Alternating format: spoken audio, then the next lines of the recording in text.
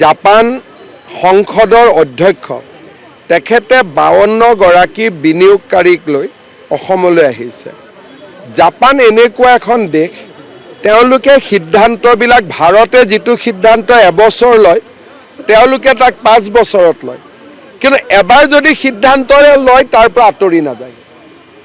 যোৱাবাৰ মই জাপানত ভ্ৰমণ কৰাৰ পিছত তেওঁলোক লাহে লাহে অসমলৈ অহা আৰম্ভ কৰিছে।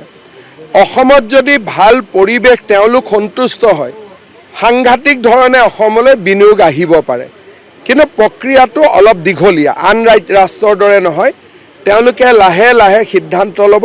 এটা চেষ্টা কৰি আছোঁ, যদি হয় বহুত ভাল হ'ব। আপুনি ক'লে নহয়, তেওঁলোক বহুত লাহে লাহে যায় আৰু বহুত দিনলৈ থাকে, সেইকাৰণে দেখা যাওক কিমান আমি আগুৱাব পাৰোঁ।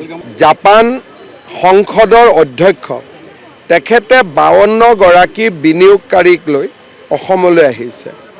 জাপান এনেকুৱা এখন দেশ, তেওঁলোকে সিদ্ধান্তবিলাক ভাৰতে যিটো সিদ্ধান্ত এবছৰ লয় তেওঁলোকে তাক 5 বছৰত লয়, কিন্তু এবাৰ যদি সিদ্ধান্তৰে লয় তাৰ পৰা আঁতৰি নাযায়।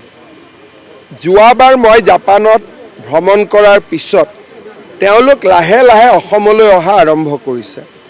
অসমত যদি ভাল পৰিৱেশ তেওঁলোক সন্তুষ্ট হয়, সাংঘাতিক ধৰণে অসমলৈ বিনিয়োগ আহিব পাৰে, কিন্তু প্ৰক্ৰিয়াটো অলপ দীঘলীয়া। আন ৰাষ্ট্ৰৰ দৰে নহয়, তেওঁলোকে লাহে লাহে সিদ্ধান্ত ল'ব। এটা চেষ্টা কৰি আছোঁ, যদি হয় বহুত ভাল হ'ব। আপুনি ক'লে নহয়, তেওঁলোক বহুত লাহে লাহে যায় আৰু বহুত দিনলৈ থাকে, সেইকাৰণে দেখা যাওক কিমান আমি আগুৱাব পাৰোঁ।